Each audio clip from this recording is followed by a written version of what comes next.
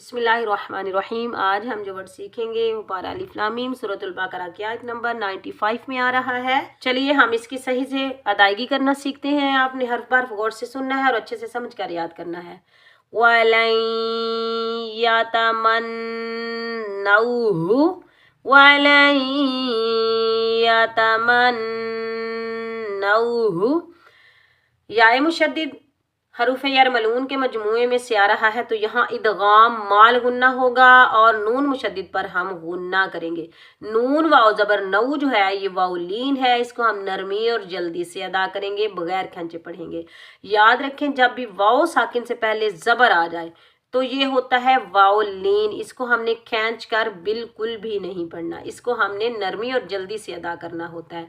और जब भी साकिन हरफ के बाद मुशद्दिद हरफ आ जाए तो हमने पहले वाले हरफ को मुशद्दिद हरफ के साथ मिलाकर पढ़ना होता है, ठीक है, और बगैर खंचे पढ़ना होता है। और याए मुशद्दिद पर भी गुन्ना होगा, इदगाम माल गुन्ना होगा, नून साकिन इनके अंदर मुदगिम हो जाएगा और नून मुशद्दिद पर गुन्ना करेंगे, वाव लीन को बगैर खंचे पढ़ेंगे। हम कैसे पढ़ेंगे? वलन यतमन्नऊहु। उम्मीद है कि आज का सबक आपको अच्छे से समझ आया होगा। अगर आपको मेरी वीडियो पसंद आए तो मेरे चैनल को सब्सक्राइब करें, मेरी वीडियो को लाइक करें। अल्लाह हाफिज़।